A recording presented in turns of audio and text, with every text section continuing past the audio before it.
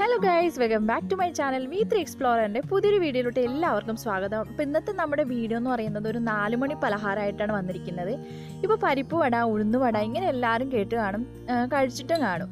അപ്പോൾ ഇതൊരു കടല വടയാണ്. അപ്പോൾ കറിയാക്കാനായി കുതിർത്ത് വെച്ച കടല കറിയാക്കാണ്ട് ഇത് എന്ത് ചെയ്യുമെന്ന് ആലോചിച്ചപ്പോൾ ഒരു വടയുടെ ഒരു ഇത് മനസ്സിലോട്ട് വന്നു. അങ്ങനെ ഒന്ന് ട്രൈ ചെയ്ത് നോക്കിയതാണ്. അപ്പോൾ കിടിലനാണ്, എല്ലാവരും ഉണ്ടാക്കി നോക്കുക. അടിപൊളി ടേസ്റ്റാണ് ഈ വടയ്ക്ക്. അപ്പോൾ നമ്മൾ നന്നായി ഒന്ന് മിക്സിയിൽ കുതിർത്ത കടല വെള്ളം കളഞ്ഞ് ഒന്ന് മിക്സിയിലിട്ട് അരച്ചെടുക്കാം. അപ്പോൾ അരക്കുന്ന സമയത്ത് ശ്രദ്ധിക്കുക, നല്ലോണം ഫൈനായിട്ട് അങ്ങ് അരച്ചെടുക്കാൻ പാടില്ല. കുറച്ച് തരിതരിപ്പോട് കൂടി വേണം നമ്മൾ അരച്ചെടുക്കാൻ.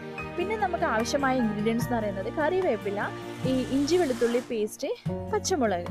അപ്പോൾ നമ്മൾ പേസ്റ്റാക്കിയ നമ്മുടെ കടല അപ്പോൾ അരയ്ക്കുന്ന സമയത്ത് ശ്രദ്ധിക്കുക, അതിലേക്ക് ഒരു നുള്ളി ജീരകം കൂടി നമ്മൾ ആഡ് ചെയ്യേണ്ടതാണ്. അപ്പോൾ ഇനി നമുക്കിതിലേക്ക് നമ്മുടെ ഇഞ്ചി വെളുത്തുള്ളി പേസ്റ്റ് 3 ടീസ്പൂൺ ഇട്ട് കൊടുക്കാം. പിന്നെ നമ്മുടെ കറിവേപ്പില, ഒരു ടീസ്പൂൺ നമ്മുടെ മഞ്ഞൾപ്പൊടി, പിന്നെ 2 ടീസ്പൂൺ മുളക് പൊടി. അപ്പോൾ എരിവ് ഇഷ്ടമുള്ളവരാണെങ്കിൽ നമുക്ക് സാധാരണ ചില്ലി പൗഡർ യൂസ് ചെയ്യാം, അല്ലാത്തവരാണെങ്കിൽ കാശ്മീരി ചില്ലി വേണം യൂസ് ചെയ്യാം.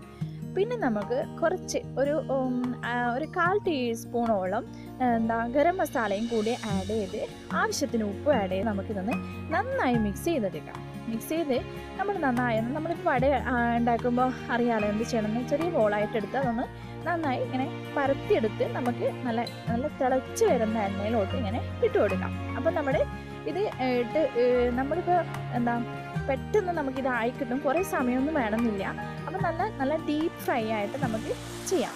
അപ്പോൾ ഒരു സൈഡ് ആയിക്കഴിയുമ്പോൾ മറ്റേ സൈഡും കൂടി മാറിയിട്ട് നമുക്ക് ചെയ്തെടുക്കാം. അപ്പോൾ നമ്മുടെ ഫൈനൽ കടല വട എന്ന് പറയുന്നത് ഇങ്ങനെയാണ് ഉണ്ടാവുക. അപ്പോൾ നല്ല സൂപ്പർ ടേസ്റ്റാണ്, ചായയുടെ കൂടെ കഴിക്കാൻ പറ്റിയ സാധനം. അപ്പോൾ എല്ലാവരും ഉണ്ടാക്കി നോക്കുക.